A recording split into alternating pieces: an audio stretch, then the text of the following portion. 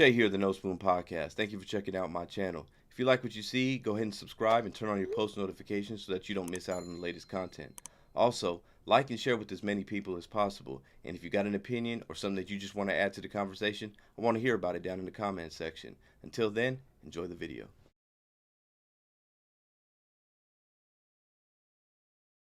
It's time to cancel hip hop. I think I'm saying something that a lot of people feel like needs to be said, especially after this latest incident with the member of Migos Takeoff and his demise. Unfortunately, it's another sad situation, but this is becoming all too commonplace. And I feel like it's time to, at least with us, with internally, to cancel it, to say no more to the culture and no more to it. And we just realize that the culture just has failed. It is what it is. Let me start off first by saying that, first and foremost, I don't agree with cancel culture, right? And what I mean by that is I don't believe that because somebody has a different set of ideas, has a different opinion from us, that we should silence them. I believe that the way you combat bad ideas and bad arguments is with better ideas and better arguments, right?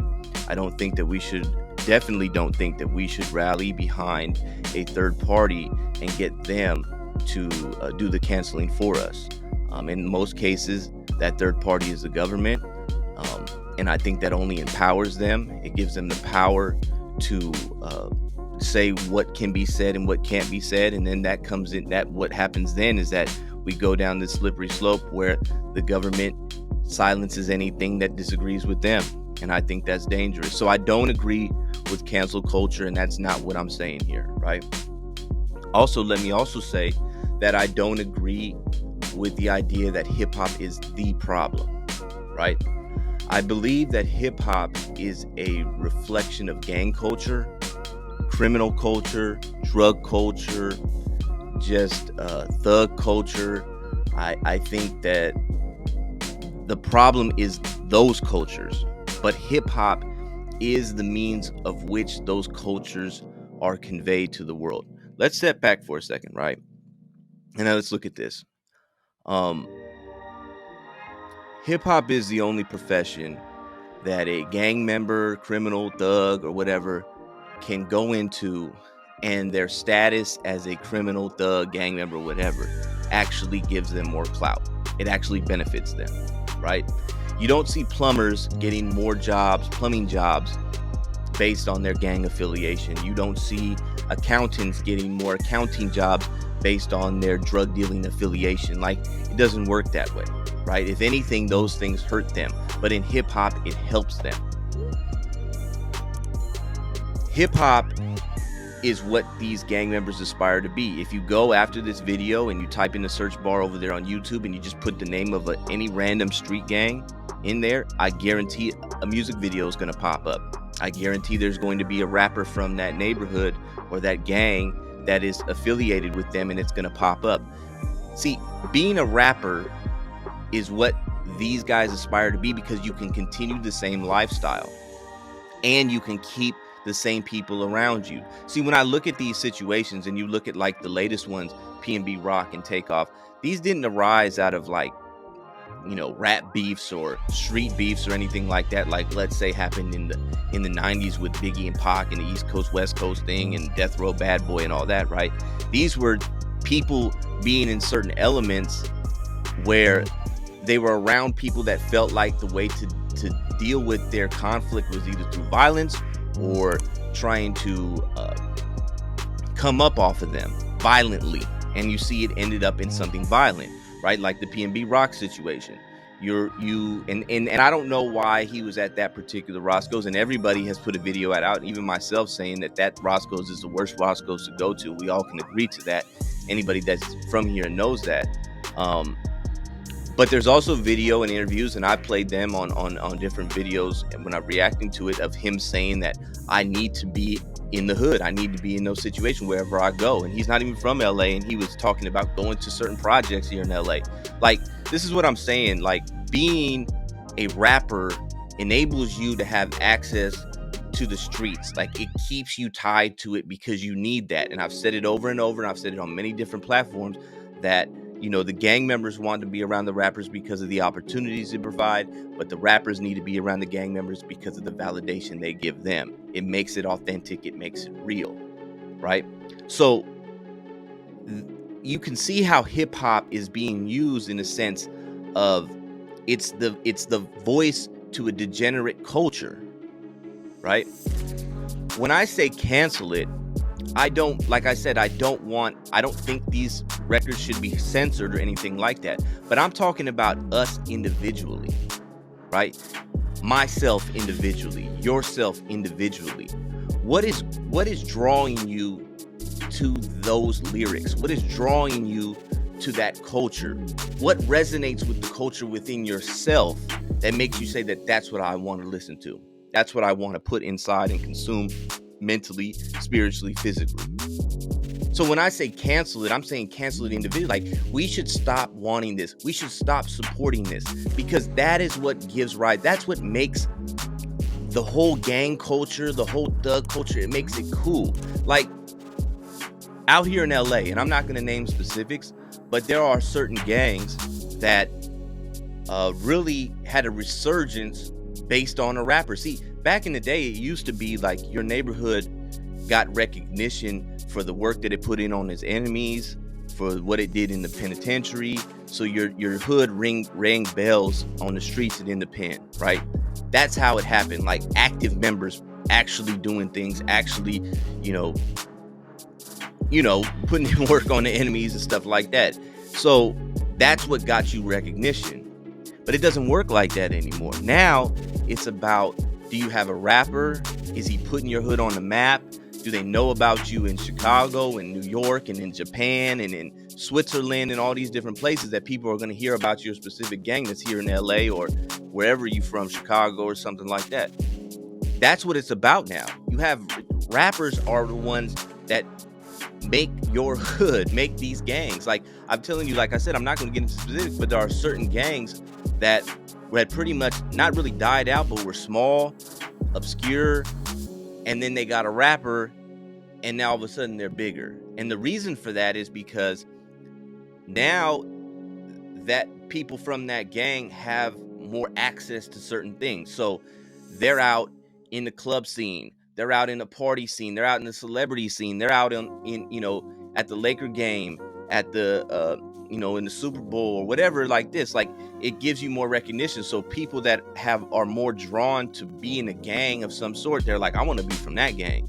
And don't make no mistake about it, man. Not everybody that is from certain gangs grew up in that area.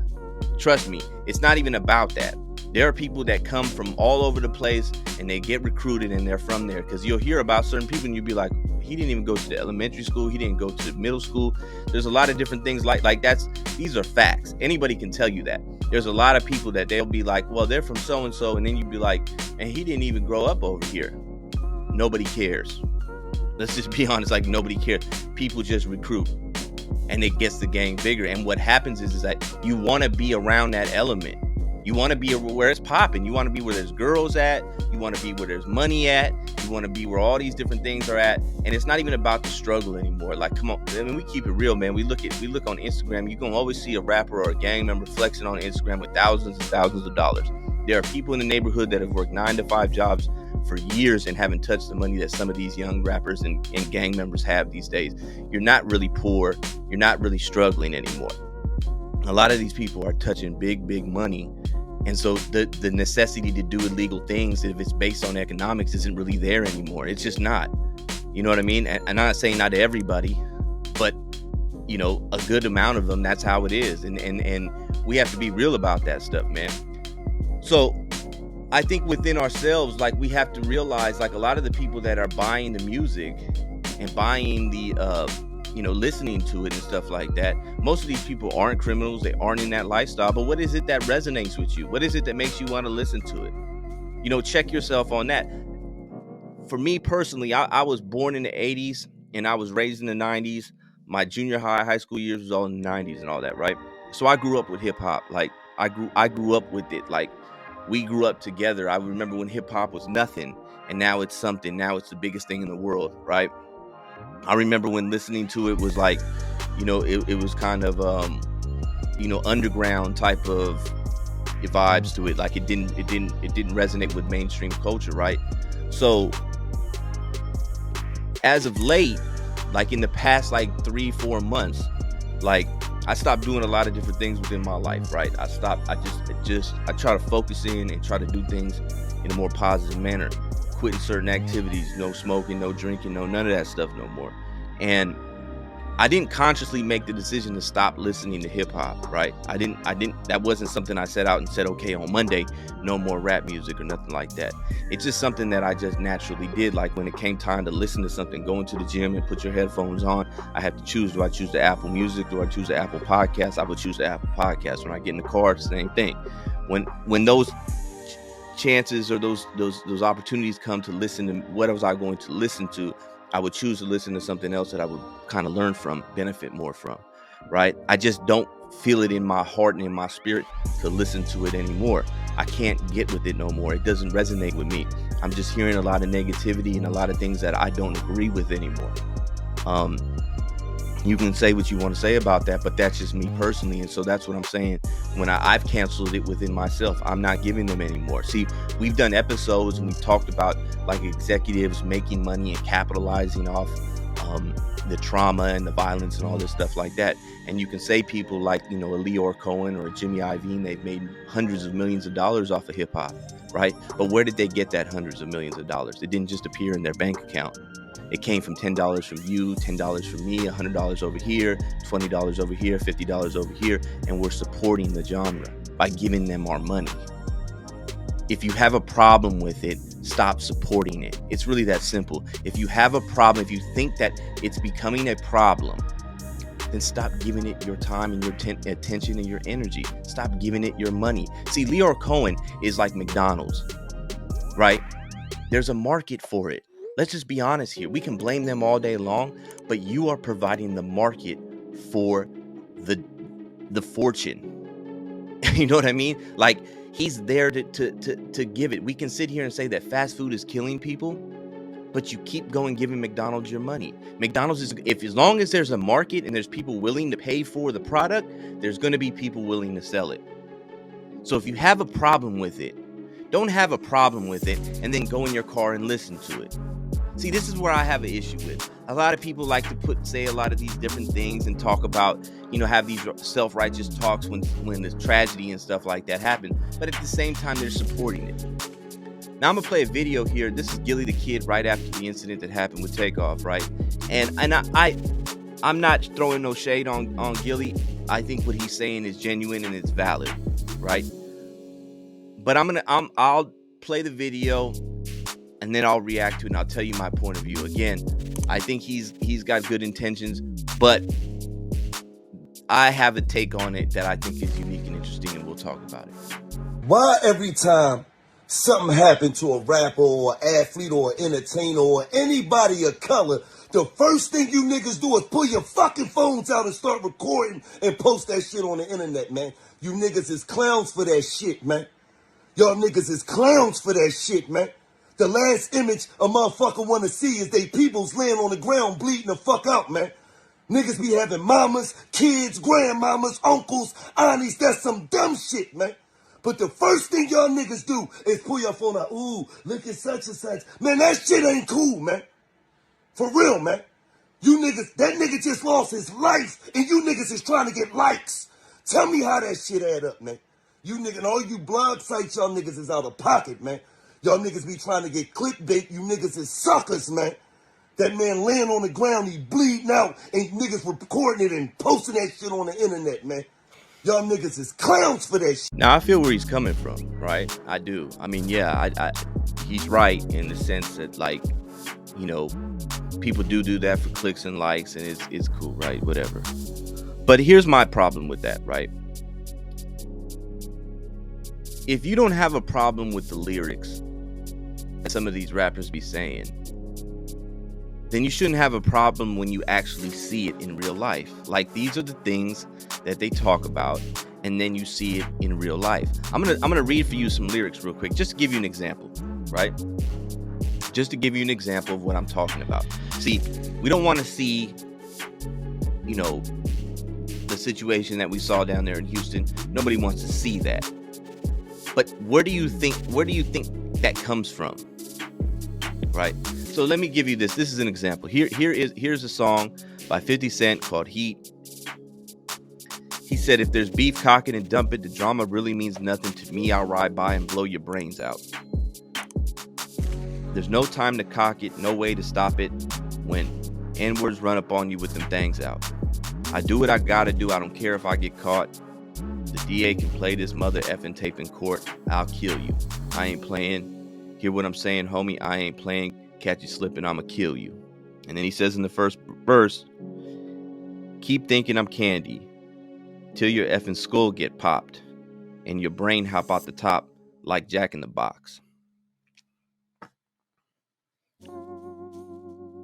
You don't want to see it, but you'll hear it.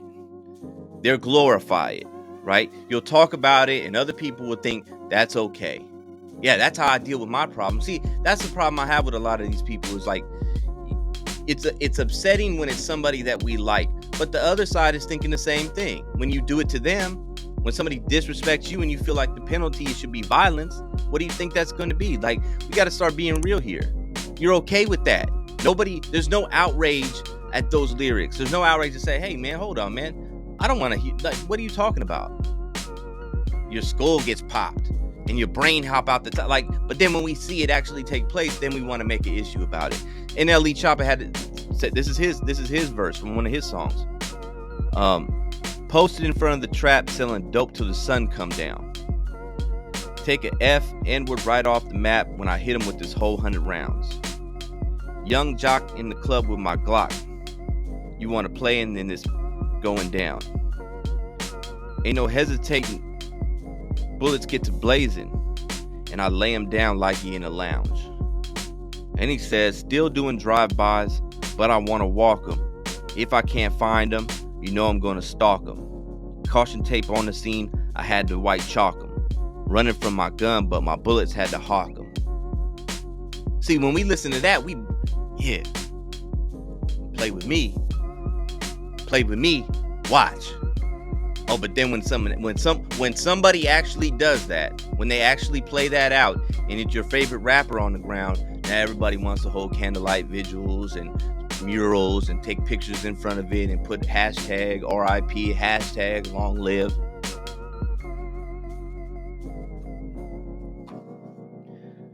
YG has a song just recently came out called How to Rob a Rapper, and it's interesting, it just came out after the whole PNB Rock situation, which happened not too far from where YG is from, right?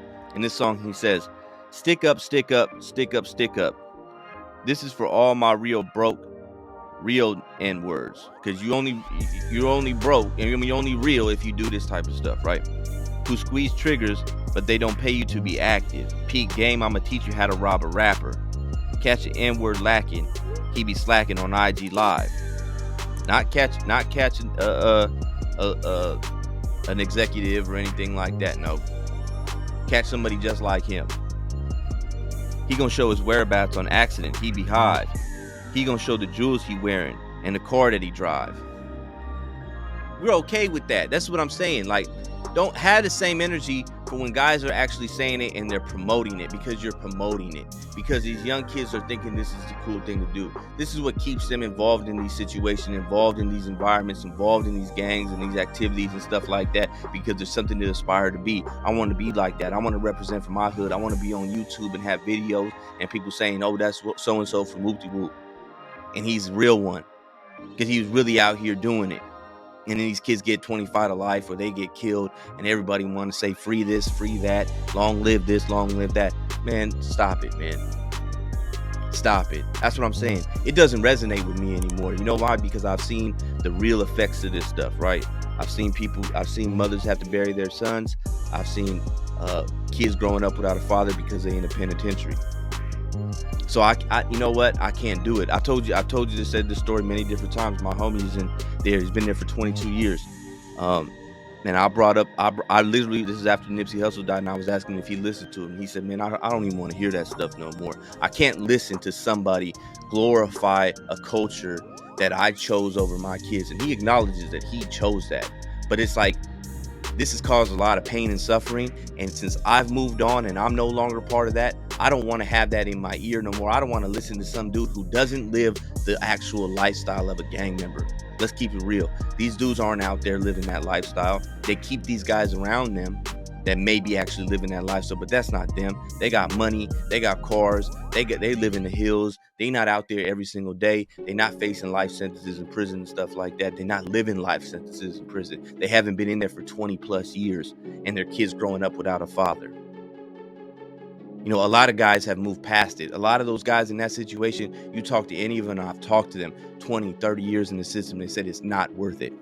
So why do I want to sit here and listen to this and continue to listen to some punk kid who has never actually done anything, who has never been in that situation, who has never lived with the consequences of that lifestyle, sit there and rap and praise it and glorify it as if it's some type of badge of honor? All that's doing is just showing the next generation to continue down that same path. But that path leads right to death and destruction. It's the same thing we've been seeing over and over again. So get mad at me if you want, get in your feelings if you want to, but I'm done with it. I'm canceling hip hop. I don't want to listen to it no more. I'm not saying everything in it. If you got a positive message, I'm all for positivity. I love the beats. I love the music in and of itself, but the message is getting ridiculous. It just doesn't resonate within my heart no more.